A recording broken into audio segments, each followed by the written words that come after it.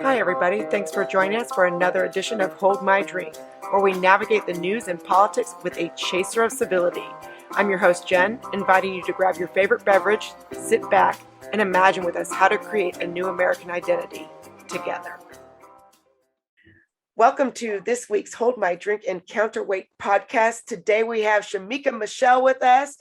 And Shemeka Michelle, she talks about living life authentically. Shemeka, I love your book, Keep It Naked. You say, are you tired of going through life feeling like a miserable sack of shit?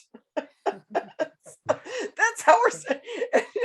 And I love, because you also are the podcast host with Will Riley and Charles Love on Cut the Bull, and always cracking me up. So I'm so excited just to hear about living life authentically with you. And before we do, did you bring something to drink to the table? Well, I hung out last night. I went to a Christmas party and it was an open bar.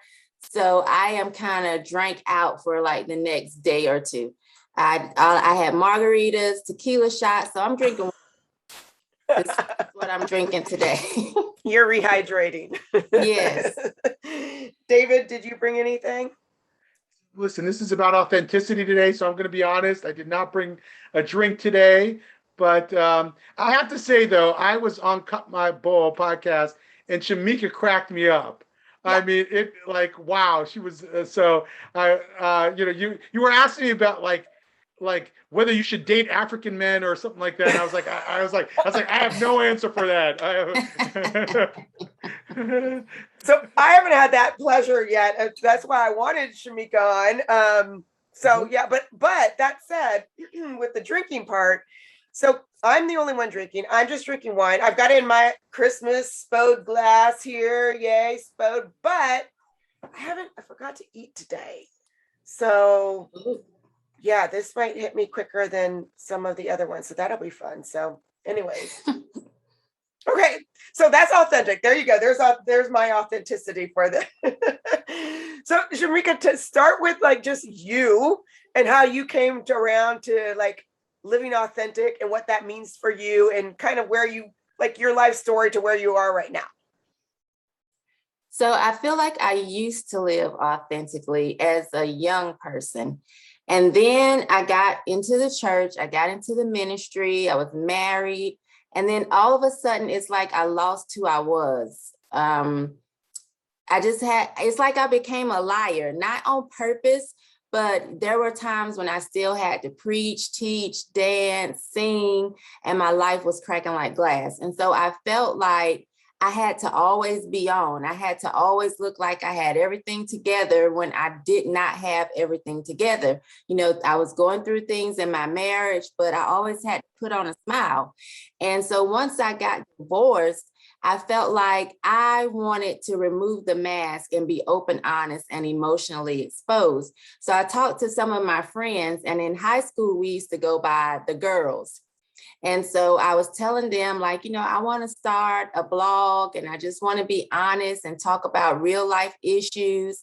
And they were like, okay, it sounds good. And I asked them to be a part of it. And so my children went with their father on their first vacation post-divorce.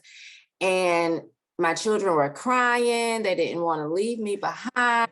And I went on Facebook after they left and I just wrote like this really long, open, honest post about how terrible divorce is, and how I just saw people celebrating it and having these divorce parties. And I was thinking it's really nothing to celebrate, because although I feel like it was something that I had to do, at the end of the day, there's one of us that will miss vacations, or there's one of us that will always miss tucking them in at night or having dinner with them when they come home from school.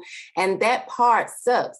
And so I called my friends and I was just like, don't let them crucify me for being a naked girls. And they were like, oh my God, is that what the blog is going to be called? And I was like, do you like it? And they said, yes. And I was like, yes, that's what, that's the name of it, because I just wanted to be honest. And I felt like if another woman was in my shoes and feeling like she was really suffering or having a hard time, or just wanted somebody who could understand that there was a place where she could come and be completely honest, without judgment, without criticism, and she would feel comfortable doing that, because that's what we were doing. That's what I was doing. And so that's how Naked Girls came to be.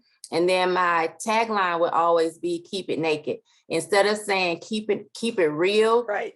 I felt like people were saying, oh, I keep it real, but they were still lying. And so I'm like, when you are naked, you really can't hide anything. Like that your butt is sagging, breasts don't sit where they used to. Like naked shows everything. So I would always say, keep it naked. And so then that's how the book came to be, because people would ask me questions or we would just have conversations. And I'm like, let me put this in a book. And so I went with Keep It Naked because I said it so much.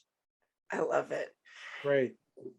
Yeah. And, I have to tell you, I'm so relating to you right now. When I got divorced, I look back and everything happens for a reason, and I'm in a good place. But for my child, and now I'm having memories of the first Christmas that I had without him, and wow. And to this day, my son, who's almost 18, by the way, he's 18 New Year's Eve. He would say, like, why can't you guys get back together? And that was the part where I was like, I didn't realize, in some ways it was, some people need to get divorced. I mean, and I think that my son, Finn, now looking back, is probably like, that was the life that was how it was supposed to go, because he had challenges that moved him forward. But I didn't realize the selfishness and the impact that it was going to have on him. And again, not divorce isn't always selfish. I mean, sometimes you need to do it, right? But it's just like, if I would have known now, or I'd known then, there would have been different thought processes. David, you've been divorced too. Like, what about you? Like, did you have similar? I have to say, well, it was my kids did fine, very well, actually, and I have a very close relationship with both boys, so that was helpful. But I actually think I'm a much more authentic person today than I was when I was and I'm remarried, but I'm remarried in a way that makes sense. I'm not married and to somebody who I couldn't really relate to or whatever. And I think that that's really key. Like once you sort of get out of that box a little bit, it does open up, and I'm doing something that's more authentic and more consistent. Also, professionally now, fighting against far left-wing woke ideology, I'm more aligned with that. So when I'm doing fundamentally things, both in my personal life and in my professional life, that I'm sort of basically more aligned to, when I'm living more authentically, I think I'm a much healthier person. Yeah, my kids tell me that I'm a lot nicer after divorce. So they do like it. It was just hard initially because they were used to being around me all the time. And here they were going on a vacation with dad and mom wasn't going. And it's like, wait, we're used to mom always being around. And so that first that first experience was really hard. But they always say that I'm much nicer. And in fact, one of them we have a little group chat, me and my daughters, I have 3 girls, on Instagram. And one of them sent a post that said, now that I think about it, my mom and dad had no business ever being together. So they're like all the time, Mom, like, how are y'all ever together? But the good thing too is we do everything still together as a family. So like parent conferences we do together. We do holidays together. I've never been without them on a holiday because we just decided we'll still do Christmas together, do Thanksgiving together, basketball games, plays, we sit together. So our children only have to look in one place, So we get along really well divorced, but we did not work married. And we're still on the same team, but we had to switch positions. Mm. Yeah, we're at that place now where we do all that. It took a minute to get there. Yeah. Yeah, I'm not there.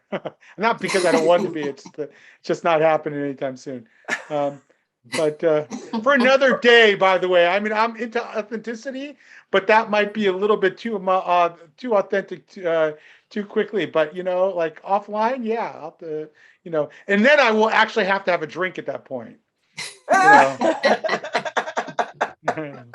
So, but anyway, yeah, you have I think that persona that you have really shines through when you do the podcast. You're funny, and it seems like there's almost nothing you won't say. Do you feel like you've sort of liberated your internal that like, I don't know what the part of brain is, maybe you've allowed yourself basically to say what's on your mind? Would you go that far? Or are there still things that you hold back on? And if so, what? So I feel like I hold back when I'm on anybody else's platform because I know how far I can go. And I know that sometimes the shock value, like people are so shocked by what I say sometimes and I don't even pay attention. They have hit the floor and I'm still talking, But when I am on someone else's platform, I try to be mindful that I'm on someone else's platform. So sometimes I may not curse, even though there's a curse word right at the tip of my tongue. So I feel like when I'm on my own stuff, like if I make a video or if I go live, that's when you get the most authenticity, because I'm like, this is mine. And whatever I want to say, I'm going to say. And a lot of times I do take the heat because I'm kicked off Facebook right now. I can't access Facebook for 3 years. And I've had my privileges of going live, taken on Instagram. So I can't go live on Instagram, but I still can go live on YouTube, but I don't have as many subscribers on YouTube. So hopefully one day I'll have my own show and people will really get to say like, oh my goodness, because when I used to go live on Facebook, it was just before all of the censoring.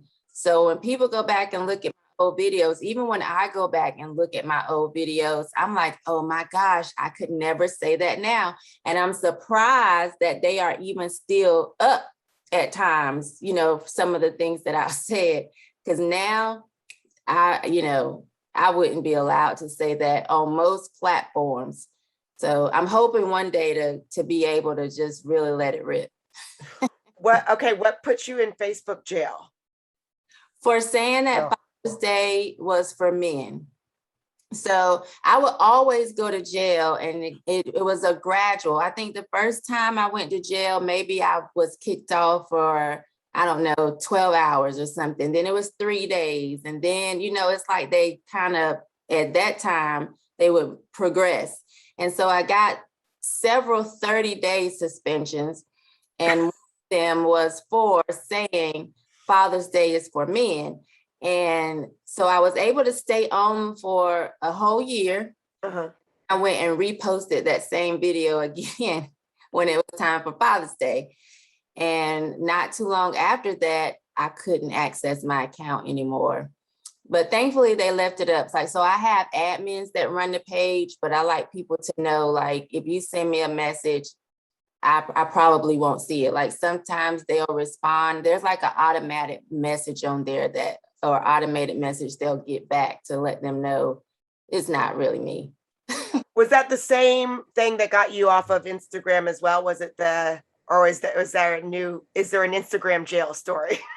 Yes. So what got me kicked off Instagram was when, I don't know if you've heard of the artist Lil Nas X, and he is heard of him. So he had the video where he was giving Satan the lap dance. And he also had put out those Satan shoes with drops of blood. And I went live. No, I posted a video about that. And they took my video down and said it was hate speech and took my privileges away from going live. Because I guess initially when I saw they removed my video, I was like, well, I'll just go live. And they were like, but you won't. And I actually have 2 Instagram pages, and they took the privilege from both. Wow. Yeah. I've got this story cracks me up. David knows this story. My husband got permanently kicked off of Nextdoor. Right. Oh, wow. He said something derogatory towards a neighbor. Oh, wow. Oh, I'm sorry. These Well, stories. I got kicked off permanently the Jewish Educators Facebook page of 12,000 people because I posted an article that I had written saying that maybe we shouldn't be teaching critical race theory as dogma in Jewish day schools, and I got permanently banned from that for that one supposed sin. So we've all been kicked off somewhere. Well, you haven't, Right. but your husband. No, I haven't. I just live vicariously through y'all. I try to sometimes see what I can, where I can poke, but yeah, I'm not just not. Poke. I know. Well, I know. I just don't. When I poke, I mean, I don't. Well, obviously we have a podcast and stuff, but I'm just not on social media enough. Like it's just to me, it's a time. Like it. If I post something, I am that person. I am that person that they built the algorithm for me because I have to go back in and I have to see who liked it and see who commented. And it's like, if I do something, it's a whole day thing. If I post something that has like even a picture, something that's not provocative, I've got to go in. So it's like, I'm on it for like work reasons. I'm on it for the podcast, but for myself personally, no, I've got shit to do. Yeah, I've signed up for Getter, and I'm gonna push them to see how far I can push them. And I just told a friend yesterday, like I noticed they start to purge again on Twitter. So I'm like, I'm gonna use Twitter to kind of promote the podcast. I'm a contributor for Fearless on Blaze TV now, so I'll use it to promote that.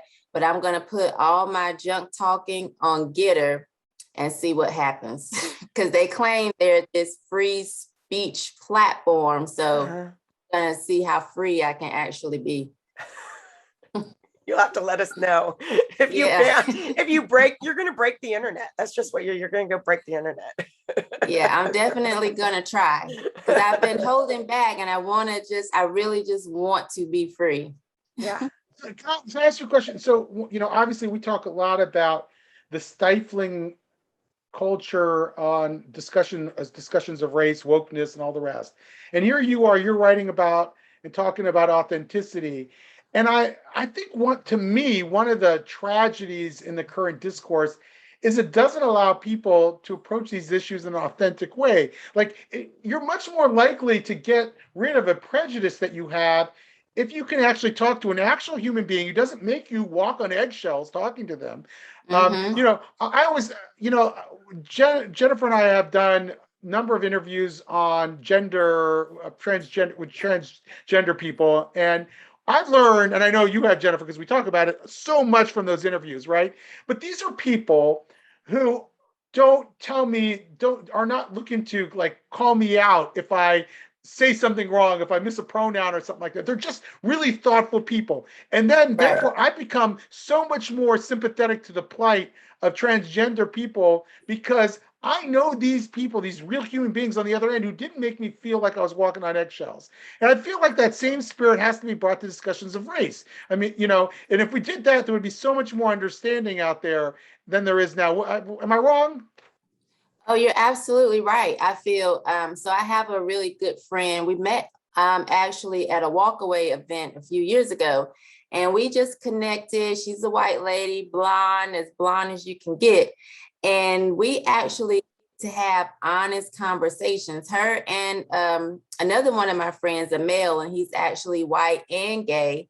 I have a couple of white gay friends. And so I get to talk to them about race and sexuality. And I just think I feel really open and honest with them. And so like one time she said she wanted us to get a picture. We were hanging out in DC and she's like, oh, we got to take a picture. The last time we took one, it wasn't good or whatever. I want to get a good picture and post it. And on the way walking back I was staying at the Trump Hotel, she ran into somebody that had this really big dog, and she got down on her knees and was cuddled all up with the dog. Oh my God, it's so cute. And she was hugging the dog, and the dog was like licking all over her. And then I was just kind of standing there like, yeah. And so then she gets up and she's like, okay, now we got to take our picture. And I was like, not after you've been touching that dog. And she was like, what do you mean? I said, Black people don't do that. And so, but it was nice to be, and she's like, what are you talking about? I was like, no, we don't hug up and with dogs and let them be licking on us and stuff. Have these honest conversations all the time. And even they can call me and say, hey, they'll call and say, do Black people like Tyler Perry? Like, we can have honest conversations. And I just feel like we're getting to know each other. We get to laugh.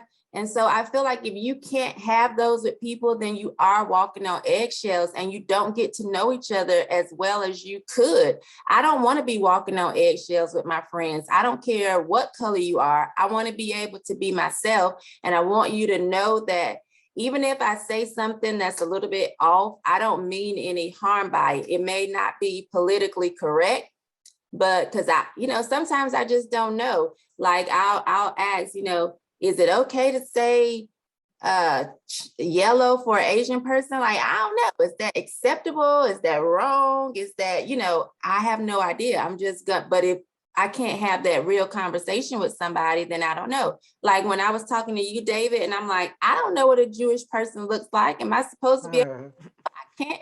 They all white to me. Right.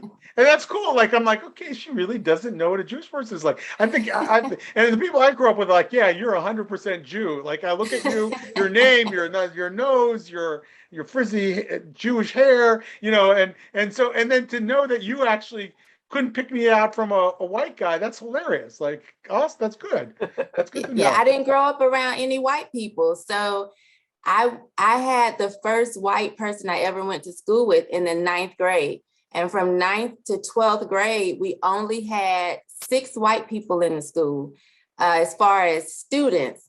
And they were white, I'm assuming. But, so it's like I never was around enough people to kind of learn the difference. So I'll hear people say, oh, you can tell that's an Italian. And I'm thinking, I can't. They're just white to me, And I'm learning that now as I travel the country and get to know more people and get to have more conversations.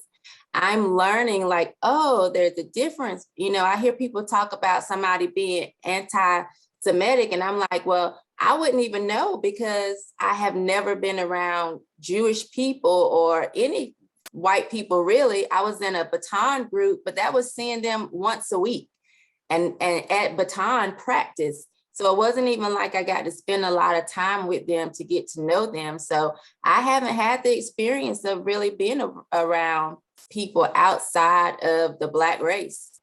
Mm. Now, you're a bit of a rebel now. I mean, what you're saying now about engaging people of different races and allowing them to express their authentic views toward you and whatever. I mean, that's sort of not where the current moment is. I mean, so how is it for you? Are you facing any backlash in your own community about your stance on these issues? I did initially, especially when I started supporting Trump or even just telling people to walk away from the Democrat Party, because in the Black community, we vote like 90% Democrat most, for the last 60 years. And so people kind of was like, well, what's going on? I feel like Blacks are a little bit possessive. I don't know if any other group is like that, but it's almost like they feel like they own you. And I'm thinking, we's free, So I'm thinking, right.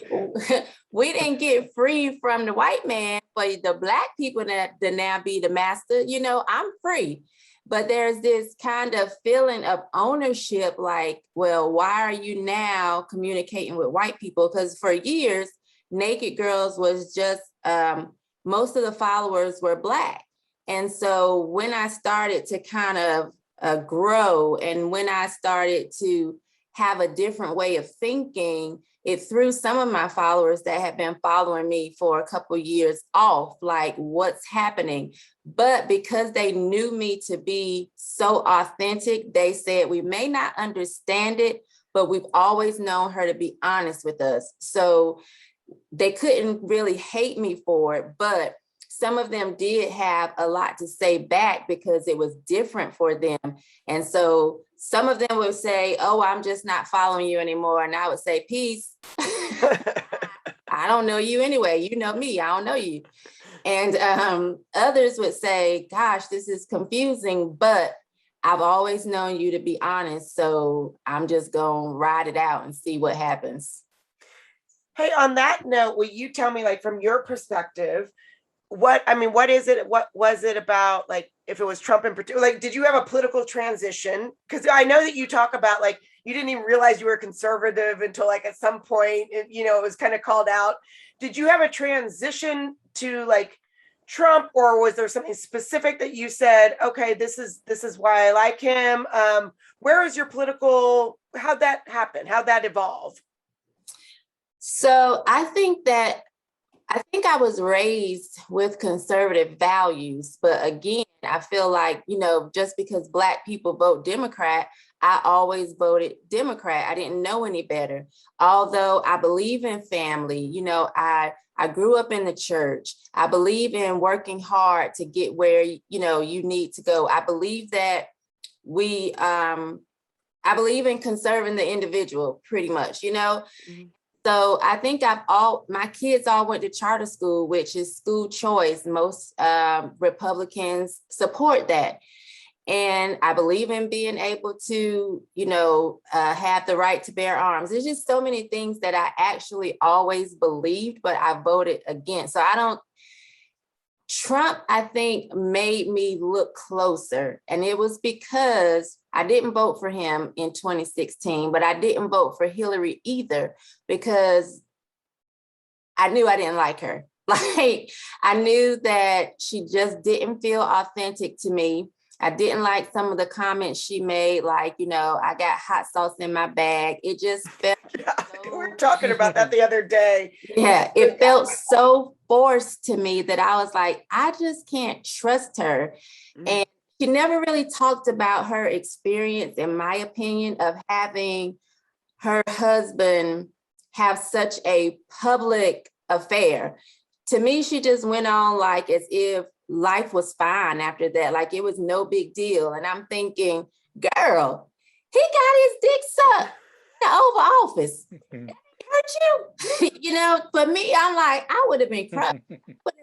Like, tell us that you cursed him out private. Like, I'm not saying you have to belittle him in public, but I'm just saying, let us know that you're a human and you have real feelings and that this was difficult for you. And, let us see that you're a real person. So I never even thought about voting for her because I'm like, I just don't trust her. And she doesn't come across real. I definitely don't want her in a position of making policies, So I didn't vote for either of them in 2016. And I get picked on for voting for Jill Stein because I had absolutely no idea who she was or what she believed. Or I just knew I wasn't voting for Trump and I wasn't voting for Hillary. So that's all I had left. And so it was just a series of things. Once the next day after the election, I saw people fall apart. And I was never sad that Trump won. I never felt angry that he won. I never felt like I was going to be mad at somebody else who voted for him. And I watched people literally scream in the streets and make posts saying, if you voted for him, if I find out, I'm not talking to you anymore. And I watched people unfriend each other and families fall apart. And I'm like, these people are nuts. And so I started to pay a little closer attention to what he said. And then once I got kicked off Facebook, which I believe was 2018, when I got kicked off Facebook, I started putting videos on Twitter, and I was able to notice that the people that flocked to me were more conservative. And I'm like, I thought I was just talking about common sense stuff because I was talking about not keeping the dad away from the children if things don't work out, how important fathers were and how important men are to society, and how I just felt like the LGBTQ was just going too far and they were bullies and they just wanted you to just accept it, even if you didn't like it. If you didn't, they called you homophobe. Like, I just started talking about things that I thought were common sense. Like, I had always been talking about it, but as I said, most of my followers were Black. And so they were like, yeah, girl, yeah. But when I moved to a different platform, I'm like, where are these white folks coming from? And, and so that's how I realized my thoughts and the way I think is just more conservative. And then Brandon Strock found me, who is the founder of Walkaway. And because I had been doing research on Trump, like, Trump didn't bother me at all. I think because to me, Trump was naked. Like, he would just say whatever. It could be politically incorrect, which most of the time it was. And so he would be funny to me, or I just like that he had the guts to say it, because if I was ever a politician, I would be so politically incorrect that people would probably want to shut me up too. And so I would be like, that's how I would say it. That's see what he mean. That's, So he never really bothered me, although I understand why he bothers other people, because I understand why people don't like me sometimes. But I had been watching him and I'm like, it was so many things that I agreed with him on. Like, to be honest, when he took the Spanish down off of the website, and it was just English, I was like, yeah, my people had to come here and learn English. Your people got to come here and learn English too. So while people was upset with him, like, he removed the Spanish interpretation, I was thinking, we speak English in this country. So I liked it.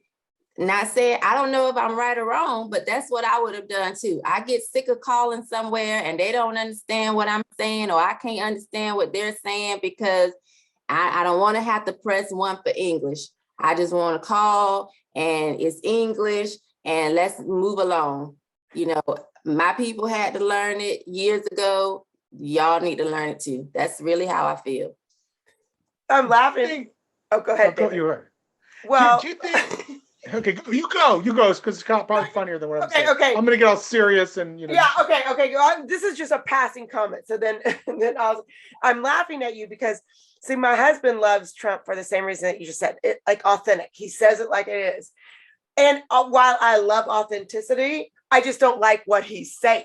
Right. So it's like, be authentic, but like, just have a different message. And so I'm just, but my husband's to say, he's like, he says it like it is, and I'm like, well, that's how it is for you and for him. Maybe it's not how, And for me. Yeah. And then for Shemeka. Right. So I guess I just kind of feel like, since the president is supposed to be, what's the word I want to use? Speaking for a whole nation. I feel like he only speaks for a certain, for his authenticity. He is authentic. There is no doubt about that. But it's just not like, it's not authentic. It's not me. I'm authentically different than him. But my husband's like, I don't care. It's authentic, general. Yeah. Anyway, so I'm just laughing because we all need to have a drink together sometime. But David, okay, that was my one comment. So go on. Sure. So do you think that there's a lot of folks in the Black community like you too that also, and just not that, I mean, you can look at the numbers and we know how many Black people voted for Trump or whatever versus Biden. But do you feel like there's a vigorous discussion in the Black community about, like, hey, what should our attitudes be about how much racism there is in America today? Do you think there's a lot of that, or do you think most people just don't pay attention to it? They don't care. They got their own lives. They're busy, doing what we're all doing, raising our kids, going to work every day. They're not really that paying attention to those debates. How much of a debate is there in the daily lives of most Black people in America, do you think, over these issues? I think there's a lot of talk about it, But the issue for me is I feel like there's a lot of emotionalism and it's not a real conversation. So what I mean is, like, I don't feel like Black people are being hunted down by the police, but there are so many Black people that feel like we are. There are so many Black people that feel like there is white supremacy, whereas for me, I feel like while there may be white supremacists or white people that feel like they're supreme, white supremacy doesn't exist to me, because I say in order to believe in white supremacy, I have to believe in Black inferiority. And I do not believe that Black people are inferior. Like, my skin color is not inferior to anyone or makes me inferior to anyone. And so I feel like that's a hard concept for a lot of Black people to grasp. They want to, and this is like, I'm trying to make sure. So this is the thing. I feel like a lot of people like to point the finger at somebody else and not take accountability. When it comes to Black people, they like to point the finger at the white man and not take accountability. So I do think that the conversation is had. I just feel like it's been the same conversation for years, and it's getting old, it's getting tired. It's like wherever you are in life, it's not because the white man had his foot on your neck. Wherever you are, whether you're where you want to be or not, it's because of your own choices. So I think that is a conversation that I wish Black people would kind of take hold to, because again, I think all people lack accountability in some areas, but for when it comes to Black people, they definitely just blame the white man. And I'm hearing it, like, where you are in life is because of your own choices, not because the white man. You talk about white supremacy, you're the one that think white people are supreme, because if you didn't think they were supreme, you wouldn't think they had all this power over you. And so I do feel like the conversation happens all the time, but it happens in such a negative way for most Black people. David, this is where I'm going to cue you to talk about systems. Oh yeah, okay, yeah. She knows my favorite question. I feel like she might have already answered it.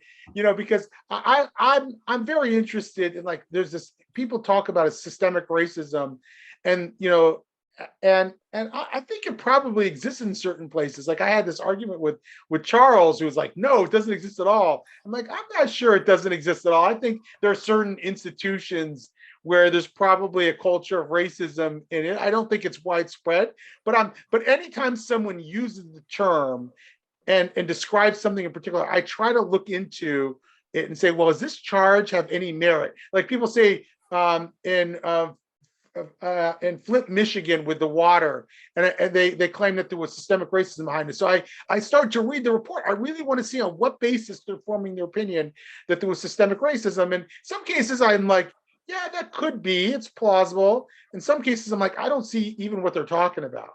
There was an assertion about orthopedic surgeons being systemically racist, and that's because there's so few Black orthopedic surgeons. And I didn't think that they made one claim to me that proved that there was systemic racism. That was from last night's reading.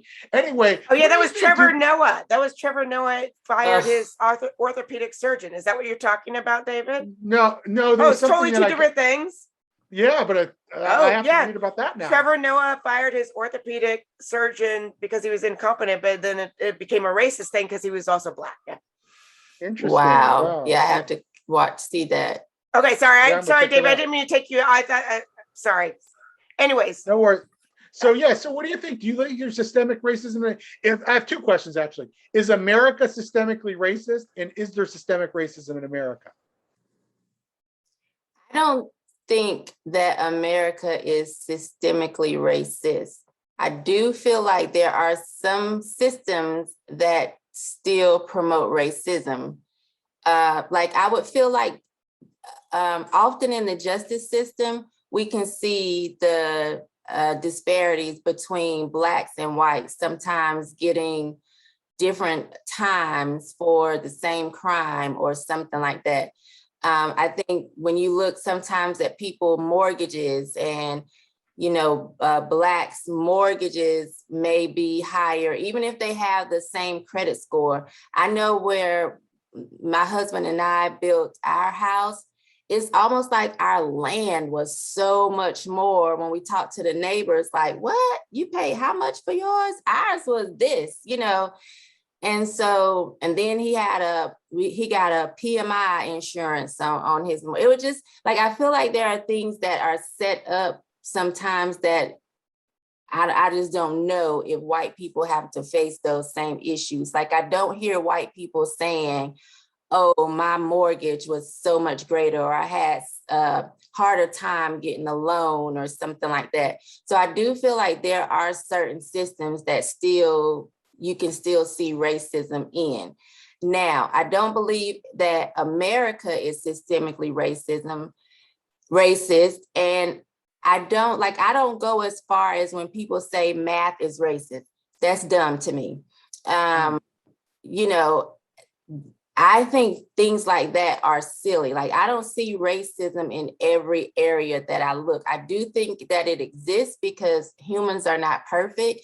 And while we have progressed in America, some people just have a certain mindset. And so I think there are still racists and they still work in certain areas of society. So, it just is what it is. But I don't think we are where a lot of people think we are. Like, a lot of people, you would think that we just got free yesterday and we've made so much progress now. And I'm like, why do y'all still say the same things? Like, the America my grandmother lived in is not the America I live in, nor will the America I experience be what my children experience. Like, it should always get better, and it has, but people act like it hasn't. On that note of like racism and systemic racism and whatnot, there's this big debate. I know both of you probably know about it. Do you think can racism only go one way? No, racism can definitely go both ways. To me, if it is about thinking that, which from my understanding, it is thinking one race is superior over the other. I know people like to put like, oh no, it's what do they say? Prejudice plus power. Yeah, right. Yeah, right, that's stupid to me. Mm-hmm. I don't agree with that, because I know Black supremacists, that, and listen, to be honest, I don't even have a problem with people preferring one race over the other. When it's just like, like for me, I prefer to date Black men. That's just my preference. I don't know if that's a prejudice or like, to me, Black men are superior. That's just how I feel. They, but I would never mistreat a white man because I feel like that about a Black man. I would never want to see a white man mistreated. I would fight for him, for his rights, just as much as I would fight for, a Black man's rights. And so that is the issue that I have, that I feel like you can prefer a white woman over. You took the words out of my mouth. Yeah, I was gonna say it's preference doesn't mean prejudice. Yeah, but because you prefer white women, don't see me getting knocked over the head in the street and be like, oh, she Black, who cares? Right. You shouldn't treat people differently because of their skin color. And so that's what I want us to see. Like, I don't like when people say, oh, I'm colorblind. Like, no, you're not. When you get to a red light, what do? You stop. Why? Because you see color. And so to me, it's not an issue of seeing color. The issue is whether or not you mistreat someone because of their color, or you feel like they can achieve because of their color. Mm-hmm. That's the problem that I have. And so it bothers me when we say these things like, math is racist, or we need to get rid of classes, these, academically gifted classes, because they're full of Asians or white people, and Black people aren't, in those classes. Well, too bad. Black people then work harder. Like, you can do it. And I use this analogy all the time. If I take my dog to a dog trainer, my Black dog, and I say, I want my Black dog to be able to roll over, sit, and fetch. When I go back to pick that dog up, I'm going to expect my dog to be able to roll over, sit, and fetch. Why do we continue to act as if there are certain things that Black people can't learn? Black people can do it. Black people can put their mind to it. They can achieve, they can succeed. And for you to act as if academics, they can't do this, that's not something that I subscribe to. Like, I don't subscribe to that train of thought. I think it's stupid. The same way you feel like a dog can be trained regardless of color or, size, whatever. That's the way I expect Black people to excel and achieve. When you go to school, go there, get what you're supposed to get, learn, do well, and get out. And your color of your skin should not stop you from doing that. And I will not let you use that as an excuse.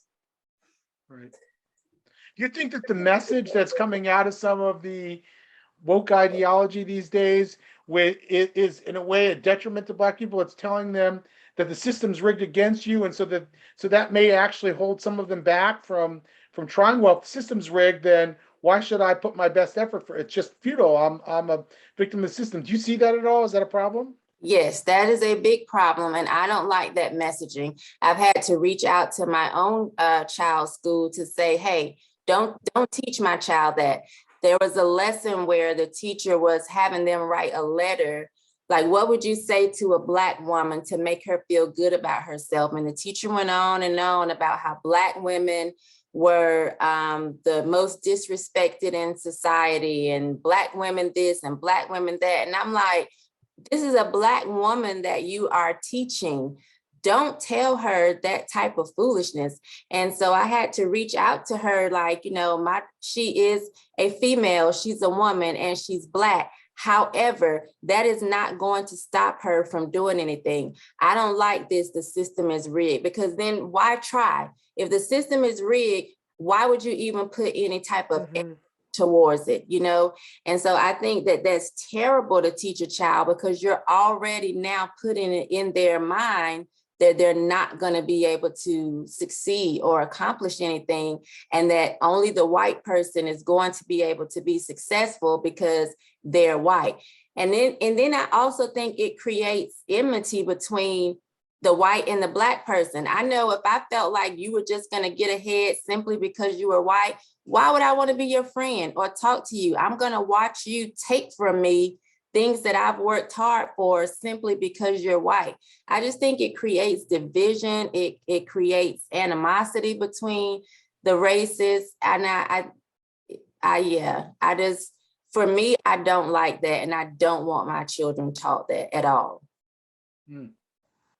My last question, Shemeka Michelle, do you have in your book of authenticity any amazing New Year's resolutions for yourself that you want to share?